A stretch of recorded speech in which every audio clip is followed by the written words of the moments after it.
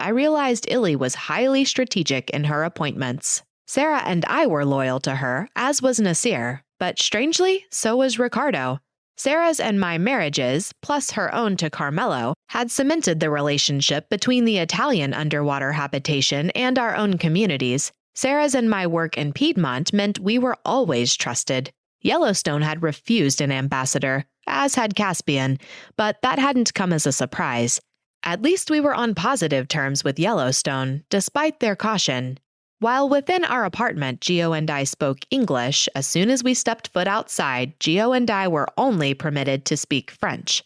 While the Caspian community spoke both English and French, Illy recognized that we needed to speak both languages well enough to understand all perspectives and make decisions for the entire community's benefit. Illy also noted quietly that she didn't want us to hear people speaking in French and not understand what they were saying, especially if it contradicted an order I had given. Sometimes I wondered about Sarah and how she would go learning Japanese. But that allocation had been made as she and Matt were more technical than Gio and me, and Hokkaido possessed technology that Illy was keen to learn more about. Magali was an excellent teacher, patient and calm, especially when I struggled with gendered nouns. Mom said she was already a lovely, mellow woman, but she was even gentler now that she had raised 3 children with Nasir. All of them were married and had their own children now, and Magali had welcomed living here for a time and helping us. Why are fish male and mice female? I groaned, trying to finish my homework one evening as Gio prepared dinner. It isn't like I am a vet. Why does it matter? Genders, I understand. It is the same in Italian. Try learning diagnostic techniques in French. Gio called from the kitchen. I keep getting confused between English, Italian, and French, although at least some words are similar.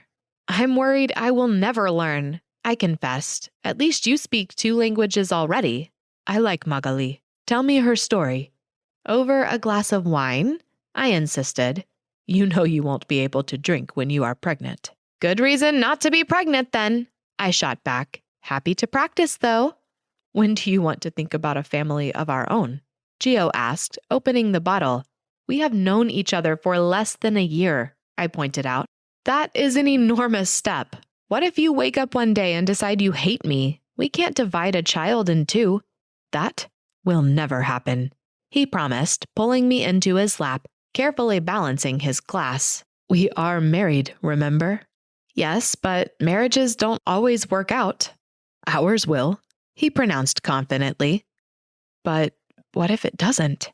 I thought, too scared to say the words aloud. You said you wouldn't push it if I decided I didn't want to. Do you not love me, Caitlin? Is that it?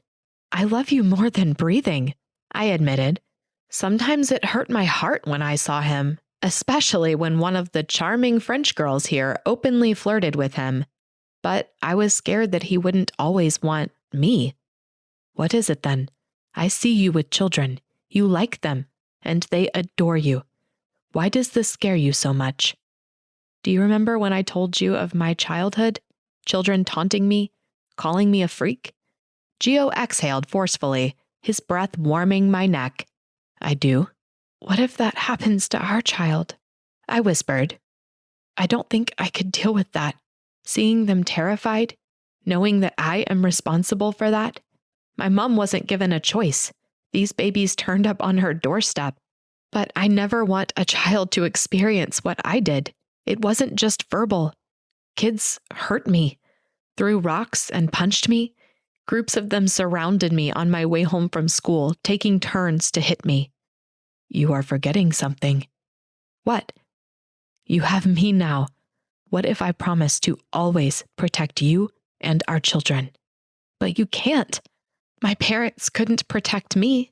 Jerry couldn't protect Solstice. It still haunts you, doesn't it? Sometimes, I admitted. Gio plucked the glass from my grasp, lifting me atop him, and paused, his face a few centimeters from my own. I promise I will protect you. I will protect our children. All of them. Bloody hell, how many do you want? I asked, fear striking my heart. All of them, he murmured as he kissed my neck, distracting me from my homework.